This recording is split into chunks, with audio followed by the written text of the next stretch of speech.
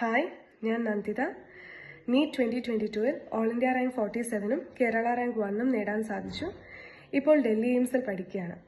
ഇനിയുള്ള ടൈമിൽ ശ്രദ്ധിക്കേണ്ടത് എത്രത്തോളം ക്വസ്റ്റ്യൻ ചെയ്യാവോ അത്രത്തോളം ക്വസ്റ്റ്യൻസ് ചെയ്യുക.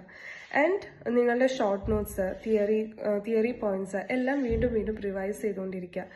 ഇതുവരെ ഷോർട്ട് നോട്ട്സ് ഉണ്ടാക്കാത്തവരാണെങ്കിൽ ജസ്റ്റ് ഒരു ചാപ്റ്റർ എടുത്തിട്ട് അതിൽ എന്തൊക്കെയാണോ വളരെ ഇമ്പോർട്ടൻറ്റ് പോയിന്റ്സ് അല്ലെങ്കിൽ നിങ്ങൾക്ക് എന്തൊക്കെയാണോ അറിയാത്ത കാര്യങ്ങൾ, സോ അതൊരു ജസ്റ്റ് ഒരു പേപ്പറിലോ ബുക്കിലോ എഴുതിയാൽ നിങ്ങളുടെ ഷോർട്ട് നോട്ട്സ് റെഡിയായി. അതിൻ്റെ കാര്യത്തിൽ ടെൻഷൻ അടിക്കേണ്ട ആവശ്യമില്ല. ആൻഡ് നിങ്ങളുടെ ഇക്വേഷൻ ബുക്കും വീണ്ടും വീണ്ടും റിവൈസ് ചെയ്തുകൊണ്ടിരിക്കുക. സോ അതിനെ ബേസ് ചെയ്ത് ക്വസ്റ്റ്യൻസും ഒരുപാട് ചെയ്യുക. അങ്ങനെയൊക്കെ നിങ്ങളുടെ പ്രിപ്പറേഷൻ ഇപ്പോൾ മുന്നോട്ട് കൊണ്ടുപോകാവുന്നതാണ്. ആൻഡ് നിങ്ങൾക്ക് എന്തെങ്കിലും ഡൗട്ട്സ് ഉണ്ടെങ്കിൽ അതൊക്കെ ഈ ഒരു ടൈം ആകുമ്പോൾ ക്ലിയർ ചെയ്യുക. ബ്രില്യൻറ്റിൻ്റെ വളരെ ഫ്രണ്ട്ലി ആയ ടീച്ചേഴ്സാണ്. ആൻഡ് ക്ലാസ് ടീച്ചേഴ്സ് ആയാലും പ്രൊഫസേഴ്സ് ആയാലും അവരെ അപ്രോച്ച് ചെയ്യുക. അല്ലെങ്കിൽ ഡൗട്ട് ക്ലിയറിംഗ് സെഷൻസ് ഉണ്ട് ബ്രില്യൻറ്റിൻ്റെ തന്നെ, സോ അത് യൂട്ടിലൈസ് ചെയ്യാം. ആൻഡ് ഇ ലേണിംഗ് ആപ്പിലും അതിനുള്ള ഫെസിലിറ്റീസ് ഉണ്ട്. സോ അതും യൂട്ടിലൈസ് ചെയ്യാവുന്നതാണ്. ആൻഡ് നിങ്ങൾക്ക് ഏതെങ്കിലും പോർഷൻ റിവൈസ് ചെയ്യാൻ തോന്നുകയാണെങ്കിൽ ഇ ലേണിംഗ് ആപ്പിൽ പോയിട്ട് അതിൻ്റെ ലെക്ചർ വീഡിയോസ് കാണാം, ലെക്ചർ നോട്ട്സ് എടുത്ത് നോക്കാം. സോ അങ്ങനെയൊക്കെയുള്ള പ്രൊവിഷൻസ് ഉണ്ട്. സോ അതൊക്കെ മാക്സിമം യൂട്ടിലൈസ് ചെയ്യുക ഈ ഒരു ടൈമിൽ. ആൻഡ് നിങ്ങൾക്ക് എന്തെങ്കിലും ഡൗട്ട്സ് ഉണ്ടെങ്കിൽ ക്ലിയർ ചെയ്യുക. ആൻഡ് ഏറ്റവും ഇമ്പോർട്ടൻറ്റ് നിങ്ങളുടെ NCERT തന്നെയാണ്. ഇപ്പോൾ ഈ ഒരു ടൈമിൽ വെച്ച് വേറെ ഒരുപാട് റെഫറൻസ് ബുക്സ് ഒക്കെ എടുത്ത് ഒരുപാട് തിയറി ഒന്നും വായിച്ച് സമയം കളയരുത്. നിങ്ങളുടെ NCERTയിലുള്ള മെയിൻ കാര്യങ്ങൾ നന്നായി ഫോക്കസ് ചെയ്ത് വായിക്കുക. NCERTയിൽ എന്തൊക്കെയാണോ തന്നത് അത് ഒരു സംഭവം വിടാതെ കോൺസെൻട്രേറ്റ് ചെയ്ത് പഠിക്കാൻ നോക്കുക. സോ അതൊക്കെയാണ് ഈ ഒരു ടൈമിൽ ശ്രദ്ധിക്കേണ്ടത്. ആൻഡ് ഓരോരോ സബ്ജക്ട്സിനെ ബേസ് ചെയ്തിട്ട് പറയുകയാണെങ്കിൽ physics as usual conceptual clarity വരുത്തുക and then do questions. Concept clear അല്ലാണ്ട് ഫിസിക്സിൽ ക്വസ്റ്റ്യൻ ചെയ്യാൻ നിൽക്കരുത്. നിങ്ങൾക്ക് എന്തെങ്കിലും ക്ലാരിറ്റി കുറവ് ഒരു കൺസെപ്റ്റിലുണ്ടെങ്കിൽ സോ അത് ക്ലിയർ ചെയ്യുക, എന്നിട്ട് ക്വസ്റ്റ്യൻസ് ചെയ്യുക. So that will help you a lot. And കെമിസ്ട്രിയുടെ കാര്യം പറയുകയാണെങ്കിൽ 3 സെക്ഷൻസ് ആണ്. ഫിസിക്കൽ കെമിസ്ട്രി നന്നായി കൺസെപ്ച്വൽ ക്ലാരിറ്റി വരുത്തുക, ഇക്വേഷൻസ് നന്നായി പഠിക്കുക and then do questions. And inorganic chemistry വരുമ്പോൾ ഇക്വേഷൻസ് നന്നായി പഠിക്കുക ആൻഡ് ദെൻ ഡു ക്വസ്റ്റ്യൻസ്. ഒരു പോയിന്റ് പോലും ലീവ് ചെയ്യരുത്, കാരണം ടെക്സ്റ്റ് അത്രയും ഇമ്പോർട്ടൻ്റ് ആണ്. NCERT തന്നെ പഠിച്ചാൽ മതി, പക്ഷെ NCERTയിലുള്ള എല്ലാ കാര്യങ്ങളും പഠിക്കുകയും വേണം. അത്രയും ഇമ്പോർട്ടൻ്റ് ആണ് ഇനോർഗാനിക്കിലെ NCERT എന്ന് പറയുന്നത്. എന്നിട്ട് ക്വസ്റ്റ്യൻസ് ചെയ്യുക. ആൻഡ് ഓർഗാനിക് കെമിസ്ട്രിയിലെ മെക്കാനിസംസ് ഒക്കെ നന്നായി ശ്രദ്ധിക്കുക. NCERTയിലുള്ള റിയാക്ഷൻസ് ഒന്നും വിടാതെ പഠിക്കുക.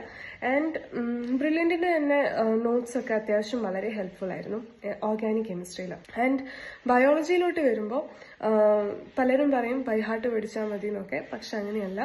ബയോളജിയിൽ കൺസെപ്ച്വൽ ക്ലാരിറ്റി വളരെ ഇമ്പോർട്ടൻ്റ് ആണ്.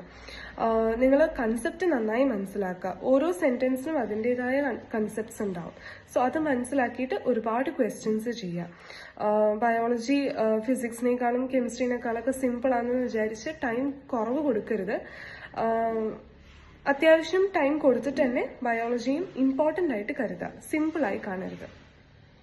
ആൻഡ് ഇതൊക്കെയാണ് ഓരോ സബ്ജക്ട്സിനെ ബേസ് ചെയ്തിട്ട് പറയാനുണ്ടായിരുന്നത്. കുറച്ച് ദിവസങ്ങളിൽ ചിലപ്പോൾ 10 ചാപ്റ്റേഴ്സിനോ 12 ചാപ്റ്റേഴ്സിനൊക്കെ പഠിക്കാനുണ്ടാവുള്ളൂ. പക്ഷെ ഒപ്പിച്ച് പഠിക്കാതിരിക്കാൻ ശ്രമിക്കുക. 2 ദിവസം കൊണ്ട് 10 ചാപ്റ്റേഴ്സും ഞാൻ പഠിച്ചു തീർക്കുമെന്ന വാശിയൊന്നും പിടിക്കാണ്ട് ഗ്രാജുവൽ ആയിട്ടായാലും നിങ്ങൾ എന്തൊക്കെയാണോ പഠിക്കുന്നത് അത് അത്യാവശ്യം നല്ല ക്ലാരിറ്റിയിൽ മുന്നോട്ട് പഠിച്ചു തീർക്കാൻ നോക്കുക. ബ്രില്യൻറ്റിലെ എക്സാംസും ഇമ്പോർട്ടൻ്റ് തന്നെയാണ്, പക്ഷേ ബ്രില്യൻറ്റിൻ്റെ എക്സാംസിന് മാർക്ക് കിട്ടാൻ വേണ്ടി ഒപ്പിച്ച് പഠിച്ചു പോകരുത് എന്നാണ് ഞാൻ ഉദ്ദേശിച്ചത്. സോ അത് വളരെ ഇമ്പോർട്ടൻ്റ് ആണ്. ആൻഡ് ബ്രില്യൻറ്റിലെ വീക്ക്ലി എക്സാംസ്, സ്റ്റഡി മെറ്റീരിയലത്തെ ക്വസ്റ്റ്യൻസ്, വർക്ക് ബുക്കത്തെ ക്വസ്റ്റ്യൻസ് ആൻഡ് മെറ്റീരിയൽസത്തെ ക്വസ്റ്റ്യൻസ് അതൊക്കെ വളരെ ഇമ്പോർട്ടൻ്റ് തന്നെയാണ്. അതൊക്കെ ഈ ടൈമിൽ ചെയ്ത് നോക്കുന്നത് നല്ലതായിരിക്കും. ആൻഡ് ഷോർട്ട് നോട്ട്സ് റിവൈസ് ചെയ്യുക. പിന്നെ ഈ ഒരു ടൈം ആകുമ്പോഴത്തേക്കും പലരും ടെൻഷൻ അടിക്കാനൊക്കെ തുടങ്ങിയിട്ടുണ്ടാവും. എനിക്കും ടെൻഷൻ ഉണ്ടായിരുന്നു. ഇത്രയും വലിയൊരു കോമ്പറ്റേറ്റീവ് എക്സാം ആകുമ്പോൾ എന്തായാലും പലരും ടെൻഷൻ അടിക്കും. അതിനെ നല്ല രീതിയിൽ ഹാൻഡിൽ ചെയ്യാൻ ശ്രമിച്ചാൽ മതി.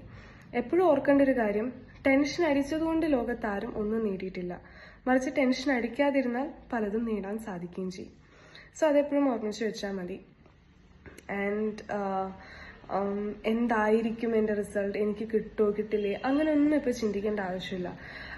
നമ്മൾ ബ്രില്യൻറ്റിൻ്റെ മോഡൽ എക്സാംസ് നന്നായിട്ട് എഴുതുക, ഒരു എക്സാം പോലും മിസ് ചെയ്യാണ്ട് ബ്രില്യൻറ്റിൻ്റെ മോഡൽ എക്സാംസ് അറ്റൻഡ് ചെയ്യുക. അത് വളരെ ഇമ്പോർട്ടൻ്റ് ആണ്. എസ്പെഷ്യലി കഴിഞ്ഞ കൊല്ലത്തെ ഫിസിക്സിനൊക്കെ ഒരുപാട് ഹെൽപ്ഫുൾ ആയിരുന്നു ബ്രില്യൻറ്റിൻ്റെ മോഡൽ എക്സാംസ്. സോ അവരുടെ എക്സാംസ് നന്നായി ഫോളോ ചെയ്യുക, അവർ പറയുന്ന രീതികളൊക്കെ ഫോളോ ചെയ്താൽ തന്നെ നല്ല സ്കോർ നേടാൻ സാധിക്കും. ആൻഡ് ബ്രില്യൻറ്റിൻ്റെ ടീച്ചേഴ്സ് യൂട്യൂബിൽ ഇടയ്ക്കിടയ്ക്ക് ഓരോ വീഡിയോസ് ഇടും.